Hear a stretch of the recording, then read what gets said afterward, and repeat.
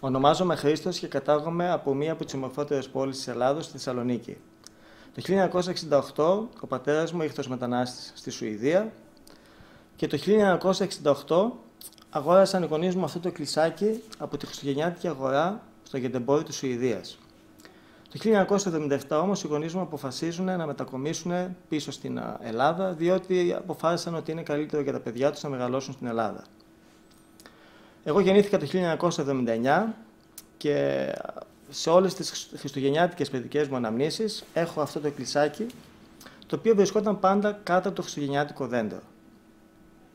Το 1990 όμως οι γονείς μου μετακομίζουν ξανά στη γενέτειρα πατρίδα του πατέρα μου και το κλεισάκι αυτό το χάνουμε για περίπου 22 χρόνια.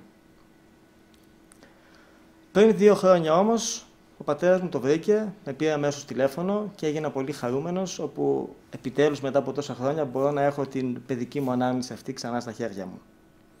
Βέβαια κάποιος μπορεί να αναρωτηθεί τι έχει αυτό το κλεισάκι το οποίο το κάνει χριστουγεννιάτικο.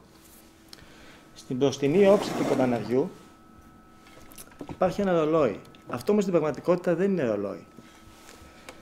Θα το κουρδίσω και θα ακούσετε μια πολύ γνωστή χριστουγεννιάτικη μελωδία,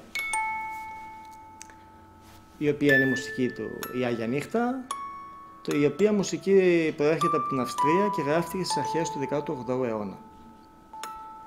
Φέτος τα Χριστούγεννα δεν θα τα γιορτάσω στη Σουηδία, αλλά θα ταξιδέψω στην Ελλάδα, όπου θα τα περάσω μαζί με την οικογένειά μου, τα αδέρφια μου, την ανιψιά μου, όπου για πρώτη φορά θα γιορτάσει και αυτή η Χριστούγεννα μαζί με την οικογένειά μας.